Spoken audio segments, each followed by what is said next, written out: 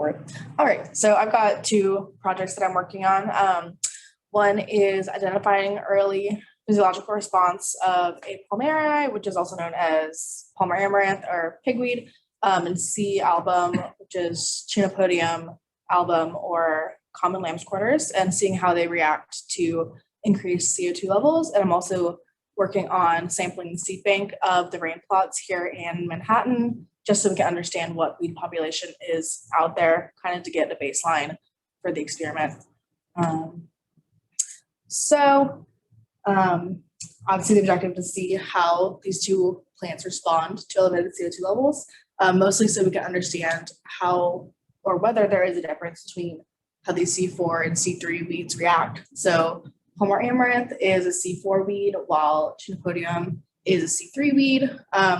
We chose these two plants to compare because they have similar growth patterns, emergence times, similar seed type and size and dispersion, and they're both very competitive.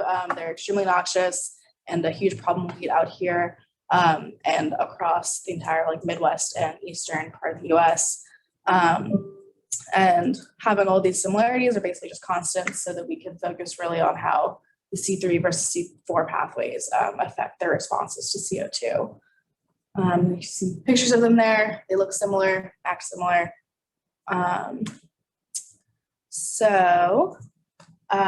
We're using hopefully 3 growth chambers to affect the CO2 levels. One will have an uncontrolled CO2 level, which will hopefully just reflect the current atmospheric parts per million, which is around 420 right now. And then 2 chambers will have elevated CO2 pumped into them. I chose 2 separate elevations so that we can see the gradient of effects. I use the IPCC's predictions of CO2 levels at different representative concentration pathways. So a representative concentration pathway, for those who don't know, are different scenarios basically that describe how greenhouse gas emissions and atmospheric concentrations will affect the climate essentially. And they have for nitrogen, carbon dioxide, all those different ones. So the RCP 4.5 is supposed to be an intermediate scenario with emissions peaking around 2040. So they're predicted that CO2 levels will be between 530 and 720 parts per million. So chose 600 as kind of an intermediate for that. So obviously that will need some eventual emission change from us humans, but we'll see if that happens. And then for the higher end, I chose RCP 6.0, where CO2 would be anywhere between 720 and 1,000 parts per million by 2100. So it chose 800 kind of as an intermediate. And also it seems like the CO2 chambers can only really get up to 1,000. And we'll keep a little bit below that so we don't have to risk the upper level not working out. So once I place, each of the species will have about 12 trials in each chamber. And after every week of growth in the chambers, I plan to remove the plants for destructive measurement, as it's called, and measure their total leaf area using a leaf area machine that'll just spit out what the leaf area is. So we can figure out hopefully both total leaf area per plant and average area of the individual leaf themselves. And then also be measuring biomass, so above ground, below ground, and then using that to compare the root shoot ratio, because there's some prediction that elevated CO2 levels can affect that ratio. And of course, total biomass as well. So hypothesis, kind of in 3 parts, both how the individual plants will react and then comparing the 2 so we can see the C3 and C4 differences. For palmar amaranth, it's predicted that leaf area will increase, but the root shoot ratio will not necessarily change, but total biomass will increase. And for the C album, leaf area increase, root shoot ratio decrease, so that'll be a greater amount of shoot, less root, and total biomass will increase. But with the C3 and C4 differences, it's predicted that the C album leaf area will increase more than for the palmar amaranth. And then the root shoot ratio will change more in C album, and total biomass will also increase more in C album because of the way the C3 pathways are working in elevated CO2. So any questions on that project?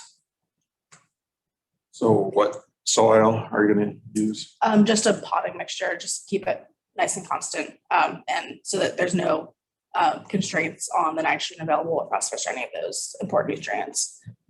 Okay. That was my next question, I guess.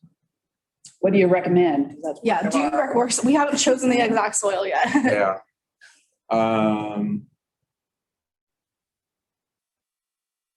Be nice if we could get maybe one of the sandier soils from Rossville or even Ashland Bonds or something.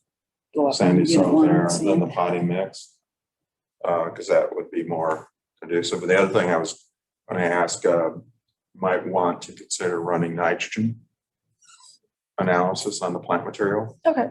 Because under elevated CO2, I don't know about weeds, but forage crops, grasses, tend to end up with, they end up with lower, or say higher, CN ratio under higher CO2. So it turns out it's less forage quality. Right. And so grazers, whether it's grasshoppers or animals, have to eat more of it in order for nutritional needs. Mm-hmm. But it also means that it breaks down slower in the residue. Mm-hmm. So it might be interesting. I don't know. We can potentially look at that into the final Yeah, the final- biomass. Run We've got through enough plant nitrogen. material then that you can Yeah. run that and test them. That'd be interesting. I don't know. I don't think I've seen data on nitrogen for Actually, weeds. I did find one paper that used the exact same plants looking at how CO2 affected nitrogen. So they already Okay. have some preliminary results that I can Okay. just use as Yeah. comparison. That'd be good. To see if they saw something. Yeah. So Megan, what does RCP stand for? Representative concentration pathway. Yeah, thank you. And right now we're on the 6. Yeah, we're not doing well. Oh, so that's the predicted one. We're on 6, where you said business as usual. Yeah, That's it where kind we're of depends on all the actions and whether or not we keep our promises. Or inactions. Yeah. All right. So second project is the seed bank study. So just want to know what seeds are out there of the weeds, so we know what our crops are competing against, and also to set a baseline for comparison to see how the seed bank changes over time with the experiment. So there's just a nice colorful map of the plots, 68 plots in total, because there's 4 different replications of 17 plots for replications. So I've done some of the sampling for that so far. Here's my material, so you can see that tulip bulb puncher is what I'm using to take out my soil samples. Just yesterday we got in the elucidator, which is basically just a really cool fancy washing machine for soils, where you put soil in, it runs water through it, spins it around, the seeds will stay in the tubes, and you can hopefully pull seeds and biomass and other rocks and such. But then that can be processed and looked at under a microscope to figure out what's going on. I'm also going to do a grow out method. So going to be growing out half my soil samples to see what seeds are actually viable and ready to actually germinate in the soil. So I've taken 10 samples per plot basically to get a kind of average idea without having to go through the entire plot. Half the samples will be grown out and washed out. Let's see, just basically the methods there. And so I'm measuring the number of seeds per plot, the types of seeds per plot, spatial distribution over the whole experimental area of the types and the amounts of seeds. And no really hypothesis. We know there's seeds out there because it's more observational than experimental. So we assume there's going to be a lot of palmeri out there because I've already seen a lot out there, and it's just kind of all over those fields. Yeah, that's kind of it for this one. If anyone has any questions.